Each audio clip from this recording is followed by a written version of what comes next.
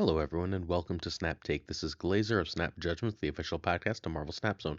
And today we've got 5 new decks for you as we are about to cover the new season, the 2 new cards that come out today. But first, we're going to kick it off with a budget deck. This is from our friend Rock the Baby, and this is a nice, cheap Scream list. You might notice a couple higher series cards in here outside of Scream and Zabu, but Scream and Zabu are the only requirements. Everything else here is totally something you can do without. I keep recommending that newer players buy Scream, and I'm hearing a lot of like pushback. Well, Scream's good, but it's not that good. Scream's good, but it's not that impressive.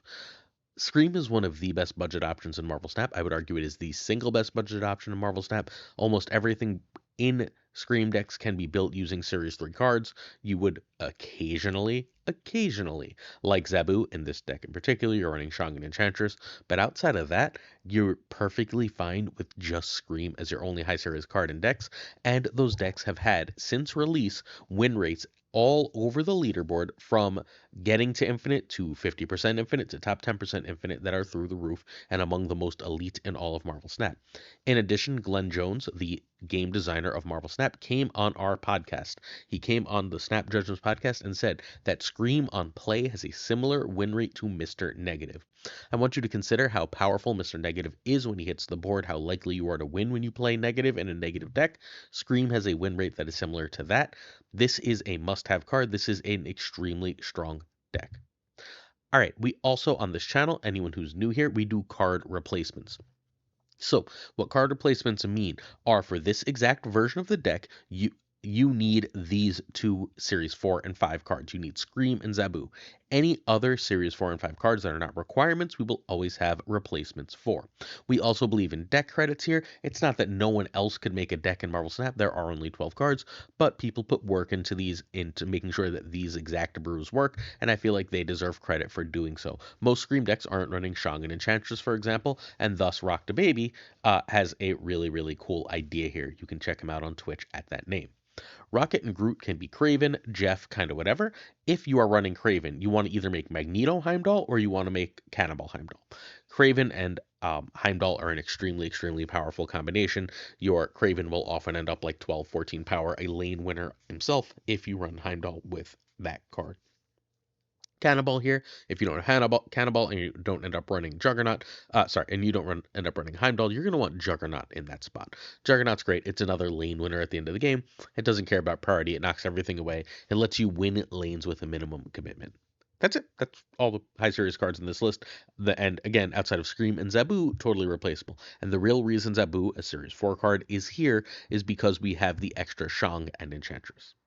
Nice and simple. Turn 1, you want a Zabu. Turn 2, you want a Scream. Turn 3, you'll play Scream over anything else, but you would then otherwise play Spidey or Polaris. Turn 4 is Stegron, or 3+ miles. Once in a while, you'll Enchantress here, but usually not. Turn 5 is Arrow or Cannibal. Turn 6 is Magneto or Cannibal, or you can end up, ideally, if they cost 3 from a Zabu that you ended up playing on either turn 1 or turn 4, usually, you can play your other of Spidey or Polaris, or Miles as the case may be, along with your Shang or Enchantress, and then you win the game because just Scream is so strong. This list again won an Infinity Border. This is a proven list. This is a budget list. I wanted to take the time to really make sure I explained why Scream was so effective as we go into the new season, because I don't think she's about to get any weaker. People are going to start going crazy for Iron Patriot. I think Scream's a lot better than Iron Patriot's going to be. I think Scream's a lot better than most cards in Marvel Snap, and we don't really talk about that enough. But if you want to make sure that you stay on top of the meta and all the best decks, all the best things to do, please hit that sub button as we try to hit 25,000 subs in 2025. In return, we will give you 7 days a week of Marvel Snap videos. Sometimes you do 8 a week, at least 3 brand new decks every single day. This video has 5 decks. Hit that sub button, hit that like, hit that comment. And our way to give back to the community is we give away a season pass every week, except it's the first week of the season, so we're giving away 5. Every single video, yes, that means this one. Every single video has a chance to win the current season pass on it. All you have to do is sub, like, and comment. Later on, I'm going to tell you what comment to make. I'm going to ask a question. You comment, you enter that. As long as you're subbed, as long as you've liked, you will be entered to win. It's completely free to enter. Obviously, subs on YouTube are free, and it would help us a lot. And in return, we try and get you a new season pass card. And hey, if you don't have Dokken, Dakin is in the season pass, so this is the first time ever there's been a Series 4 card that comes for free with the season pass. This is also a really cool Dakin variant. All right, next up, we have the Iron Patriot. Iron Patriot is the new season pass card. He is a 2/3 on reveal. Add a random 4, 5, or 6 cost card to your hand. If you're winning here after next turn, give it -4 cost. We did a whole video where we broke down every card coming out this season, whether it be Spotlight or brand new. And in it, we looked at all the possibilities for Iron Patriot. It turns out there are well over 100 options here, and something like 20 to 30 of them are like game breakingly good if you get that bonus. So this is something you're going to want to build around. There are multiple ways to build around the card Iron Patriot. One easy way is you play Nebula with Iron Patriot and Rocket and Groot. You can also use Juggernaut or Negasonic, and with priority, basically guarantee your way. Hydra Bob is really important here. This might finally give Martyr a home because a 1/5 isn't going to move in the middle of the game, even if it moves at the end. If you suddenly have a free 4 cost. This card is hard countered by Mobius, so if you are not getting it, hopefully you do have the Series 4 card Mobius M. Mobius as a way to counter it. But ultimately, this is going to be a potentially game-winning card that's going to be extraordinarily hard to play around. This feels, in a way, sort of like Copycat or Arishem, where if your opponent gets this ability, right, they can do sort of anything. You cannot possibly cover the range of outcomes they have, so your best bet is to try and compete with it, or try and compete with it so they don't get the negative, or to just play it yourself. So this is going to be a pivotal meta card that's going to change how you play Marvel Snap, creating what's fundamentally this extra like mini game in the game, right? This mini game where like who gets the turn after, not the turn you play Iron Patriot, the turn after you play Iron Patriot, who's going to be able to be ahead there in order to make sure that that bonus does or does not happen. Although again, you can just um, cut the cord here and end up running Mobius and be totally fine. I have an Iron Patriot list that I'm really excited for. I worked on this with Shongenjoyer. Shongenjoyer is a great Marvel Snap fan person who sits near the top of the Infinite Leaderboard fairly regularly, and he was trying to build this Iron Patriot list that also ran the other new card, Victoria Hand, and I kept not really wanting both cards. So we ran into the problem where like I didn't you're for Victoria Hand, right? You would be running Kate Bishop and Agent Coulson, and that didn't feel like enough. That does feel like enough for Devil Dino. If you hit either of those cards and you play well, you are fairly likely to get a huge Dino. But you're not nearly as guaranteed to get that those cards on the board, which means Victoria Hand is meh, right? Like Victoria Hand's not going to fit here. We'll get to her in 2 minutes. But Iron Patriot, however, we're already running Gladiator and Negasonic, and people that are playing regular old fair decks are running like Quicksilver. If we end up playing Iron Patriot on 3 after a Hawkeye, now we have things like Acid Arrow to potentially clog them. All of that seems like it's really strong and really dangerous for opponents. We've got Fenris Wolf to take advantage of that Negasonic Gladiator, and then Shang-Chi. So we have all these different cards that come in little combos with one another, right? Iron Patriot works with Negasonic and Gladiator especially well. Negasonic and Gladiator both work extremely well with Fenris Wolf, along with Shang-Chi, right? We have ways to get extra cards because now we can try and sneak ahead. We want to be sure to be able to Wiccan, but we don't want to have to overload on 4s because we need early game. So Agent Coulson gives us that. But now we have Agent Coulson and Kate Bishop, right? To try and get that Wiccan. Well, that makes Devil Dinosaur extra good. Devil Dinosaur goes with Gore. This is a lot of on reveal cards. If we're doing that, then we can copy that with Mystique as for multiple combos at the end of the game. This deck offers a massive amount of play and a massive amount of options and synergy, and I think it's going to be very, very strong. You can find Shongenjoyer at twitter.com/Shongenjoyer. The needs here are Fenris Wolf, Gladiator, and Kate Bishop. I don't think you want to play this without Kate. I don't think you want to play this without Gladiator. If you don't have Gore, however, you can run Iron Man. Iron Man should not be significantly worse than Gore in this list. Gore might be a little bigger, but the fact that you generally have to play Gore on 6, you can play Iron Man on 5, should more or less balance things out. Wiccan means you can play it early, but you get the idea. Turn 4, you want Iron Patriot over Penny, Cable, and Mirage, or Victoria Hand, and I may just play this list starting with Shang-Chi as Victoria Hand to see how it feels, just to see if Victoria Hand ends up being worth it overall. That's my current plan for this list. This list sort of existed as an Ika deck with Penny and that Iron Patriot slot, but it wasn't a Fenris list, so we sort of tweaked it to be better for Iron Patriot so that this list makes more sense. All right, so this is a day one deck. I'm pretty sure this is where we're going to end up. Generally speaking, we always try to go too all in on these new cards, and then we end up sort of coming back to a good card shell. This is a good card shell, so I can all but guarantee that this actually works if you play Smart Marvel Snap. Turn 1, you want Quicksilver. Turn 2, you want Kate if no 3. Iron Patriot otherwise, and Fenris is generally good. Turn 4, Negasonic over Gladiator if Iron Patriot or Coulson. Um, so Negasonic, if you have Prio on that lane, is usually going to win.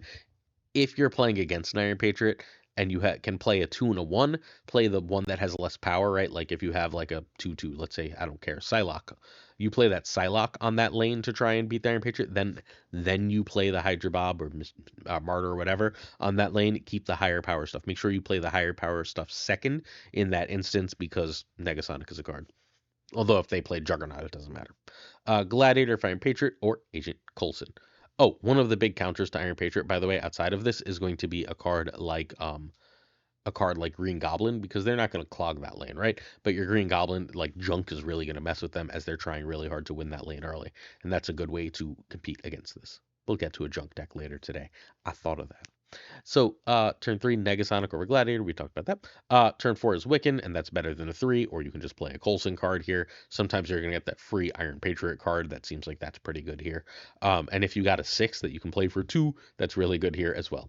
Turn 5, Dino or Gore, or Fenris and Gladiator Negasonic. This is your last turn to play Fenris.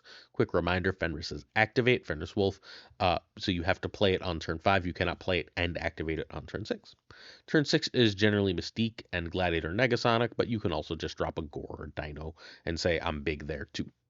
That's how you win. Don't be afraid to play a Coulson or a Kate on the last turn of the game.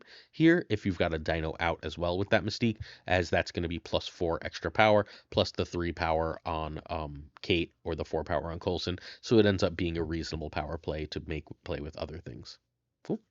Next up, we're going to talk to the hand, but this is once more the Iron Patriot list I'm going to start with. I have a feeling this is going to be a very controversial card because it's going to be one of those extremely hard to play on, extremely hard to know what your opponent's doing cards, but it does seem like it's going to be really strong, and this is where to start. Play this list. Victoria Hand is the other card coming out today. This one is in Spotlight, so you cannot just buy it for the season pass. You would have to use Spotlight keys. We went over that again on Sunday if you want a bunch of detail, but my general advice for every Spotlight card is as follows. And we got a big review over on our Discord that talked about this. You should not buy a Spotlight card on the first day. Sometimes a card is going to seem extremely powerful on the first day. Sometimes all the content creators and everyone else is going to think a card is great. Sometimes everyone's going to think a card is terrible. And you know what? We're usually right, but we're not always right. And when you go and get War Machine, back when War Machine came out and everyone said that was broken and then it's terrible, you wasted your keys. Everyone said Cannonball was going to be terrible. I didn't. I liked Cannonball. But everyone said Cannonball was going to be terrible. Everyone said Loki was going to be terrible. These cards ended up being great and meta-defining. Do not immediately buy cards. Here's what we do here on this channel, again, for anyone new. Thursday's video, because again, video every day, right? Thursday's video, I will ask a bunch of top players, the top infinite players in Marvel Snap, what their first impressions are of Victoria Hand. I'll also ask for the other card, but you should probably buy the season pass. Not only is Iron Patriot very, very good, the season pass is incredible value. But I will ask a bunch of top players what they think about Victoria Hand. They will answer. I will share that with you. I will take a look at that plus the Stats Friday to give you a weekend review. The reason that we do a weekend review is because weekend missions offer tokens. And if you're going to buy a card, you would generally like to complete weekend missions, so you get the extra bit of value from it. Then Monday, I do a last chance review. This is your last chance to open the card over the next day, and you will get a last chance review because weekend missions mean that a lot more people will play every card, and then we will get a good shout for it. We got this whole big review on our Discord that was really, really sweet of a person who followed our opening advice, basically just opening everything we said and only buying the season pass for the last year, and they are about 10 cards from game complete and are missing nothing that they consider meta relevant. So this is a viable strategy if you are worried about Marvel Snap and card acquisition. $10 a month, and then listen to the channel, open what we tell you to open, you'll be okay. All right, Victoria Hand's 2/3 ongoing. Your cards that were created in your hand have +2 power. This feels like a new archetype, and new archetypes are always rough. You can put Victoria Hand into a deck, right? But you're going to need to play 2 or 3 generated cards for her to be worth it. If you can play 3, she's +6. Now she's a 2/9, she's worth it. And you're like, why isn't a 2/5 or 2/7 worth it? Because a 2/7 is one US agent hitting one target, right? Like, why am I playing this over US agent at that point?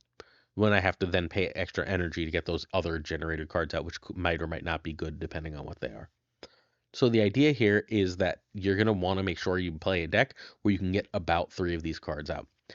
The card that she seems to go best with, because she is an ongoing, is Kate Bishop. Turning those arrows, turning the grapple arrow into a 5, turning the other 2 arrows on your side into 6s is incredible. That alone probably makes her worth it, that little 2-card combo. But if you're going to try and do more with her, I think we run into some challenges.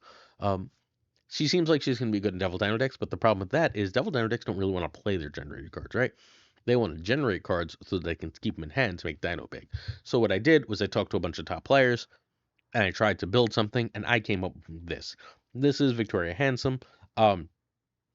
Fundamentally, Victoria Hand should make sense with Collector. We're generating cards in hand. That is exactly Collector, more or less Collector's condition to get bigger. So these 2 cards make sense. Now we have Victoria Hand to go wide, Collector to go tall. Galacta is the best power generating card in Marvel Snap, so we want to do that. Now what cards can we generate? Well, we've got a few here. We've got Maria Hill, so whatever 2 we generate will get bigger, right? We've got Kate Bishop, and we got Agent Coulson. Those are the main ones that we're trying to rely on. That is a total of 5 cards. Again, the Kate cards are very cheap, so that should be totally fine, right? One more, though. We have Penny Parker. Penny Parker not only goes amazingly with Wiccan, that's part of why she's here, but we can play the spider alone. We don't actually have to play the spider for its ability every single time. We can just drop the spider, and then we just drop the 3/5. Is that ideal? No, probably not. But it is an option that you have. It's a way you can go about this. I'd probably rather put that on Captain Marvel, but after a Galacta, that's suddenly not the worst play in the world, right? So there is a lot to like here. There are a lot of options.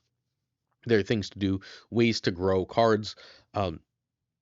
The thing this is missing, I feel like, is a tech card, and I'm not a big tech card fan, right? I don't run many decks with tech cards. I mean, I guess I run like US Agent and Red Guardian, but I don't run a lot of Shadow King, Shang-Chi, Enchantress, Rogue, that kind of card.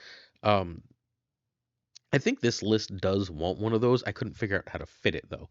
It's really, really rough to fit things in because we have to run all these generators, right? But we also want to make sure we get that Wiccan off so we can actually play the generators. That's why I think these cards are going to go together. Because otherwise, fitting in these cards, unless you run a bunch of the cheap ones, is going to be really, really rough. If that does happen, though, this should be putting up a ton of power. We get like a 6 to 8 power Collector. We get like 9 power out of Victoria Hand. We get an extra like 9 power, or, 6 power to Galacta. And now all of a sudden we should be going to town and like able to compete in power. You can find me at twitch.tv/PulseGlazer. I should be streaming tonight, so please do join me and check me out. This deck needs Victoria Hand, Wiccan, and Galacta. Penny or Kate can be Mirage or Cable.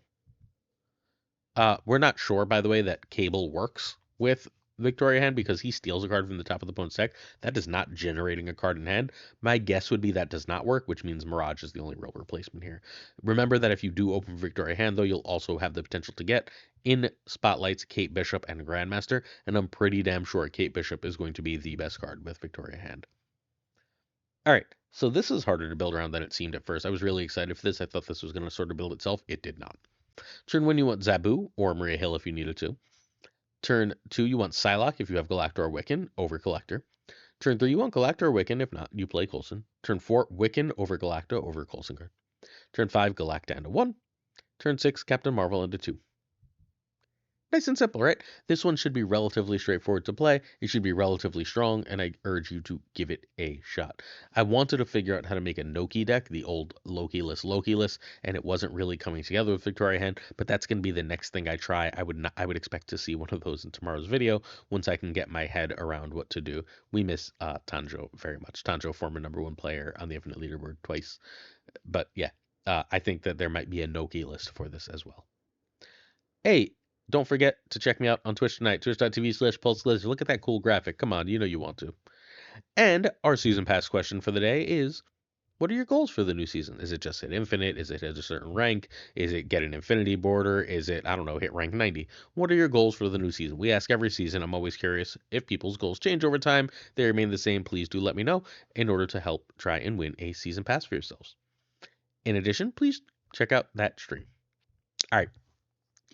Clog is our next deck. This is deck 4 of 5. I told you I'd have a Clog deck. This deck should do a really, really good job at messing with opponent, whatchamacallits, Iron Patriots, right? Mobius is in it, so it messes up that way. We can Clog. We can, like, as they're trying to play cards there, we can drop a debris, or then we can go, like, Titania and something else there. And if that lane is clogged, it doesn't matter that they got something big, because you'll be able to steal that lane back later, right? You steal your Titania back with a demon or whatever later, and then your Cannonball is going to win another lane. This list should be incredible. It's in fact already incredible. This is a very mean and very, very powerful list. I don't love junk, but if I was going to play junk a bunch, this would be the list I'd play from the great Ika, who you can find on Twitch at twitch.tv/IkaMTS. Ika is one of the very best Marvel Snap deck builders in the history of the game. He has made multiple famous decks that you have definitely played and heard about. Even if you don't know they came from Ika, you should make sure to check Ika out. This deck does need 2 high series cards. You need Kane Cannonball. If you don't have US Agent, you need Shang-Chi because you need something to deal with all the big stuff in the game. Mobius, Rock, and Groot can be Red Guardian, Dr. Octopus, and Grandmaster, but one of the purposes of running this deck right now is that it runs Mobius so that you can just sort of cut the circle on the opposing Iron Patriots. Cool. We've been cutting different things on that Iron Patriot all video. All right, this is another Infinity Border winner. Ika swears by this, and he's brilliant, so we're going to trust him. Turn 1, you want Hood. Turn 2, Daredevil or Kate over US Agent. Turn 3 is Green Goblin, Debris, or Viper on Hood. You can also play Rocket and Groot. Turn 4 is Titania and a 3. And if you have, so here's how this works. If you have Titania and a 3, right? If you have Prio, you want to play Titania and then that 3 drop, unless it's Green Goblin. Then you want to play Green Goblin and then that. Oh, actually, you always want to play Titania and then that 3 drop, right? If you don't have Prio and you think they're going to play in that location, well, that's pretty solid, right? So then you can, like, let's say you have a Titania and a Acid Arrow on turn 3, right? You can then go without Prio. You can go with Prio, you can go Acid Arrow into Titania, knowing they're going to play there. They're going to bring that Titania over to their side. They're going to get that benefit, but they are now out of space in that side of the board. Turn 5 is Last Clog plus US Agent, and turn 6 is Cannonball and Demon. And then you're set, right? Cannonball and Demon is an incredibly strong last turn. Remember, if you weren't here last summer, Cannonball and Professor X ruled the meta. If you can clog a lane, Cannonball works exactly the same way as you do with Professor X. It is damn near unbeatable. So strong. All right, so let's take one last look at this. This is running this really, really sweet Clog package that's able to compete with all sorts of different decks in all sorts of different ways with every deck in the game. This does not have especially bad matchups. Even like Destroy, which you would think would be really bad for this, you've got Shadow King and Cannonball and US Agent, you end up basically being fine. This list is great. If you'd like to see gameplay from all these decks on the regular, please check out the stream team. Today is Tuesday, so the great Prashaun should be back streaming at 12 p.m. Eastern. Do check him out. Gregor2424, Obihaved, and FaThorNewman will have videos on their YouTube with previous days' decks. If you have any interest, please do go check out my friends, presented by Power On Gaming, one of the best gaming groups in all of Marvel Snap. All right, Nerf Herder, US Agent, Rocket Raccoon. Nerf has been playing this list on ladder and climbing with it, and I thought it was cool. I've never seen a list like this, so I decided to share it. Again, one of the ways to get on the channel, even if it's a later video, is to have a lot of success with a deck that runs a card like freaking Mojo, right? Like I see a Mojo, I'm like, ooh, we're running a Mojo now, and so the deck makes the video. So you can find Nerf at youtube.com/@NerfHerderMS. This needs all the high series cards but Lad, and if I didn't have Lad, I'd run Gamora, just for the record. You could also run a Drax or a Groot there, but I'm partial to Gamora. Please note, you do need US Agent. You cannot replace it with Shang. You do need Rocket and Groot. It's really, really strong on Gene here. You do need Nebula. Nebula, Rocket, Groot is the combo. You do need Zebu. You're running 4/4s, and you really want Storm to cost 3. All right, so turn 1, you want Zebu over Nebula. Turn 2, you want a 1 if over Mojo if you have Gene, over US Agent if you don't have Gene and do have Mojo. Turn 3 is Gene or Storm or Rocket. Turn 4, your goal is Anti-Venom over Man-Thing. You can also just drop Rocket on Gene and start racking up some power. Um, turn 5 is a 3+2, and turn 6 is a 4+2. So a decent example of a turn 5 would be a Negasonic and Mojo, forcing them to play, empowering that Mojo, and winning that lane. And then an example of a turn 6 would be Iron Lad or Man-Thing and US Agent. Cool. At some point, you're also going to try and drop Anti-Venom. Oh, turn 5 is also reasonably often Luke and another card. Luke is very, very important. Please be careful with the Iron Lad in this list. Iron Lad hitting a Man-Thing, Iron Lad hitting a US Agent on the wrong lane when you are trying to, when you don't have Luke Cage is backbreaking. So please be careful with those cards. Every day we do 2 questions from our audience. So questions of the day. One is Deadpool asks which synergies are hardest to build around.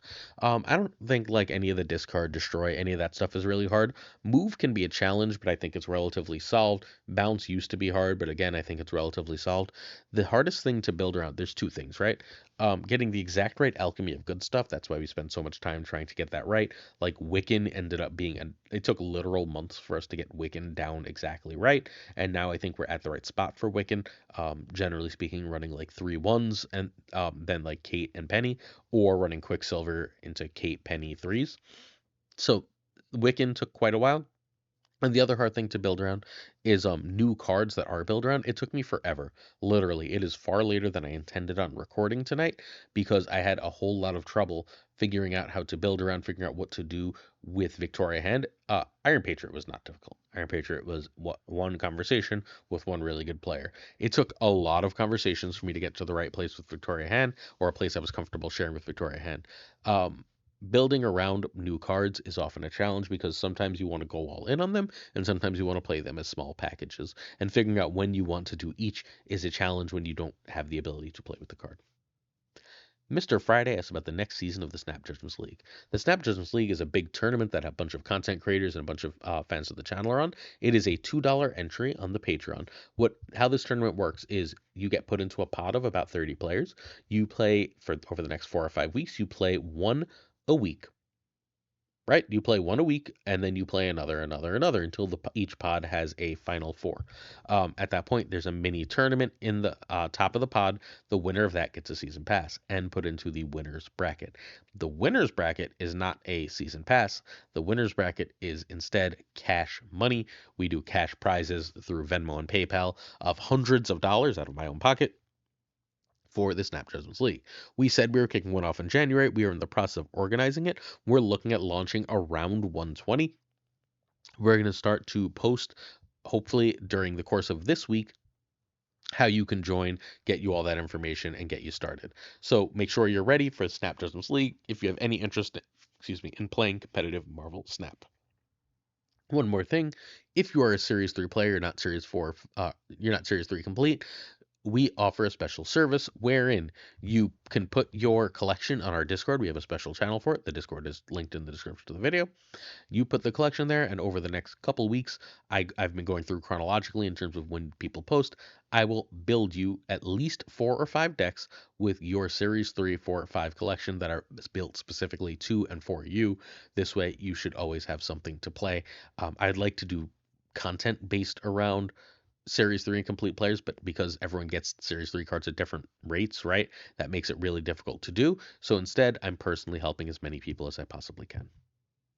Certain tiers of support on our Patreon come with on-air thanks. If you're interested, please do check out patreon.com/snapjudgments. That's also where you will sign up to the $2 tier in order to enter the Snap Judgments League. Thank you to Abigail Giesland, Mandatory Burnout, Irregardless, David G. Wingfield, Dirty Casual, Danton, LAB, FaThorNewman, Lost My Place, Good Dog Gamer, I Am Frostman, Jean Nalit, YOLO Potato, Thinking Poker, Prime Ryan, Ryan Burke, Ryan Wood, Caretixley, Koire, Kazushi, Archangel 3K, Pyrophoros, The Goat Seeker, what's up, Goatsy? Hallowed, Quid Pro Joe, Snap Decisions Joe, hey Joe, Fat Dick, Mr. Kerfuffle, Cable, Ginger Prime, Cable's travel safe if you're watching this, Ginger Prime, Philip Rakovich, a Racco, Haplo, Kenny Loggins of the Danger Zone, Rob Silverman, The Bizza, Black Jeebus 23, XOC, Skippy G, Ryan McFriends, Jessica Gamble, hello Jess, Tommy Nyquist, who won Snapchat League Season 1, the King of Bros, Bruh, the Great Kazoo, Werewolf, Kev, Hoda, Loner, Chris, Gorman, John Q, Jim McHugh, Clam, Colonel Foreman, Yistout, 8th Sage, Synth, Mod, Supreme Models, Green, Goblin, Unibot, Udi, Flan 58-6, Steven, Brian Kaufman, Tristan Smart, Jason B, Only, Fox, The Fuzzy Lump, Spectrum X, Hoot, Matt H, DJ Mega Hijinks, No Frickin' Flex, Oculars, Mista, Craig, Sterry, BG, Zodrex, The King of Canada, Den Man, Falcon, Jonesy, Two Ties, The Great Lord Evs, The Pirate King Tuccrr, and of course Gunny T, where the T stands for. Don't forget to sign up for that tournament. We got yesterday's video and that Spotlight Cash video on either side of me, and if you click the middle of the video, you're subscribed. Don't miss out, and I'll see you tomorrow for yet another Snap Take every day, y'all. Peace.